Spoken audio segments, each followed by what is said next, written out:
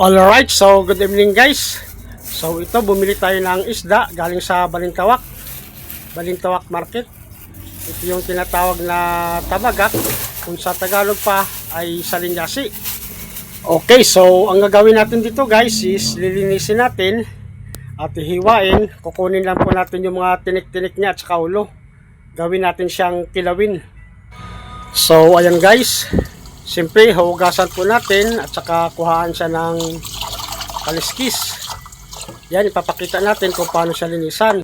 Para doon sa tropa nating hindi marunong maglinis ng salinyasi o kaya tabagak ba kung sa Ilonggo, ganito lang po maglinis, napakadali lang po.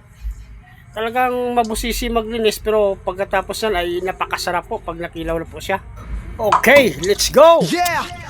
Amigo, amiga, magkaisa tayo para sa ikaulad ng lahat. Powered by DJ Reno, Team Sayat represent. Hey! Amigo, amiga, tayo'y magtulungan para sa maayos na kabuhayan.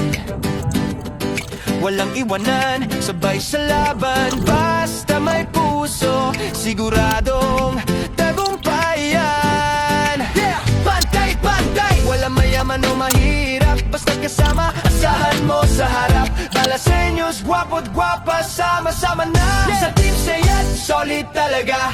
Team Sayat, hey, solid yan, hey. Para sa bayan, para sa kababayan. Tulong-tulong, walang iwanan, hey. DJ Reno sa misyon, kasama ka dyan. Team Sayat, oh, kapit-bisig tayo para sa pag-asenso ng bawat Pilipino. Gwapo, gwapa, lahat ay bida, hey. Team Sayat forever, astig talaga. Tulong, hindi lang salita, gawa. Pag-asa para sa lahat, yan ang tunay na saya. Team Sayat, solid kaibigan. Para sa masa, tuloy-tuloy ang laban.